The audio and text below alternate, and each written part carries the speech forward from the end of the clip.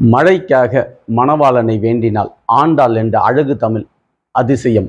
கண்ணனை கடவுளாகவோ கடவுளை கண்ணனாகவோ கண்டவர்களுக்கு மத்தியில் கண்ணனை காதலாக கண்டெடுத்தாள். மழை சென்ற பிறகும் நின்று பேசும் தூவானம் போல் கோதையின் கொஞ்சலில் ஊஞ்சல் ஆடினான் மாயங்கள் செய்யும் மாயக்கண்ணன்.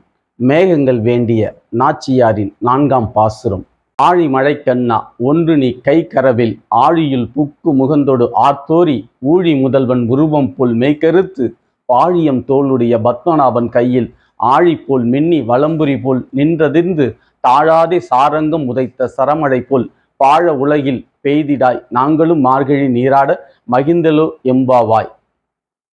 கடலின் கடைசி சொட்டு தண்ணீரை கூட மழையாக மாற்றும் மேகக் கடவுளே, கண்ணனின் மேனி நிறத்தில் மேகங்களையும் பத்மநாபனின் சக்கரத்தை போல் மின்னலையும் சங்கு போல் இடியையும் சாரங்க வில்லிலுள்ள அம்பை போல் தூறலையும் மார்கழியில் மழையாய் பெய்திட நாங்களும் நீர்நிலை சென்று நீராடி மகிழ்ந்திடுவோம்.